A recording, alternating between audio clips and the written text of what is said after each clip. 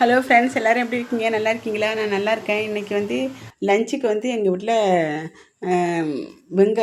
கிள்ளி போட்டு சாம்பார், அல்லாட்டி மஞ்சள் போட்டு சாம்பார்னு சொல்லுவாங்க. பச்சை மிளகா கீரி போட்டு வெங்காயம், தக்காளி, பச்சை மிளகா கீரி போட்டு இது துவரம்பருப்பு, பைத்தம்பருப்பு கலந்து வேக வச்சிடணும். அது வச்சுட்டு அப்புறம் காய்கறி நம்மளுக்கு என்ன பிடிச்ச காய்கறி போடலாம். மிளகாத்தூள், மல்லித்தூள் போட மாட்டாங்க. வேணால் மல்லித்தூள் போட்டாலும் வேணுன்னா சில பேர் போடுவாங்க. மிளகாத்தூள் போடக்கூடாது. பச்சை மிளகாய் கீரி போடணும், பட்டை மிளகாய் கிள்ளி போட்டு தாளிக்கணும். அதான் கிள்ளி போட்டு சாம்பார்னு சொல்லுவாங்க இதுக்கு.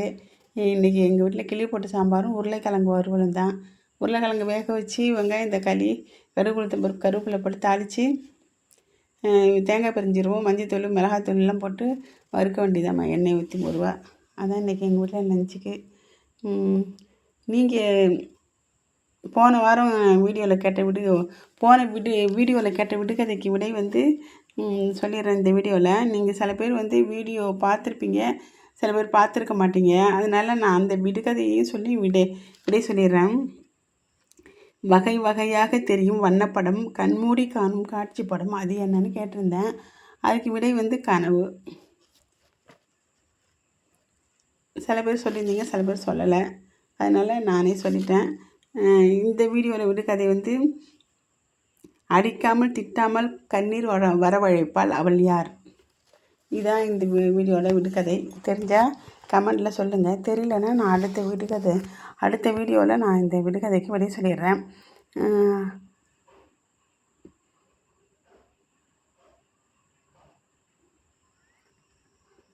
நான் ஒரு வீடியோவில் 2 விடுகதை சொல்லிகிட்டு இருக்கேன். எல்லாருக்கும் பிடிச்சிருக்கா என்னன்னு சொல்லுங்கள். பிடிச்சிருக்கு சிஸ்டர் நீங்கள் சொல்கிறது அப்படின்னு பிடிச்சா சொல்லுங்கள், பிடிக்கலனாலும் எதாக இருந்தாலும் தெரியப்படுத்துங்க.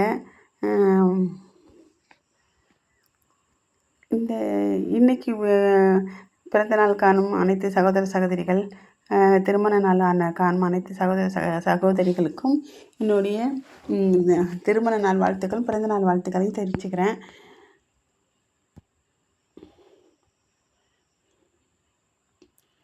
என்னுடைய வீடியோ பிடிச்சிருக்கா என்னென்னு சொல்லுங்கள். பிடிச்சிருக்கு பிடிக்கலன்னு சொல்லுங்கள். நான் விடுகதையை சொல்கிறேன். விடுகதை சொல்கிறதுனால பிள்ளைங்க இன்ட்ரெஸ்ட்டாக சாப்பிடுவாங்க.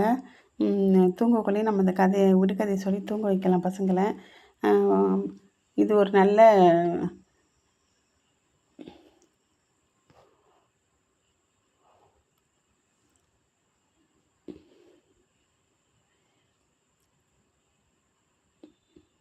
குழந்தைங்கள் நல்ல விதமாக சாப்பிடுவாங்க. அடம் பிடிக்காமல் விடுகதை கேட்டுக்கிட்டு சாப்பிடுவாங்க. அவங்களும் நம்மளுக்கு உடைய இன்ட்ரெஸ்ட்டாக சாப்பிடுவாங்க. அதுக்காக இந்த விடுகதையை நான் சொல்லிகிட்ருக்கேன். பிடிச்சிருக்கா பிடிக்கலன்னு சொல்லுங்கள். கடைசியில் சாம்பாரில் வந்து பச்சை கொத்தமல்லி கிள்ளி போட்டு இறக்க வேண்டியதான்.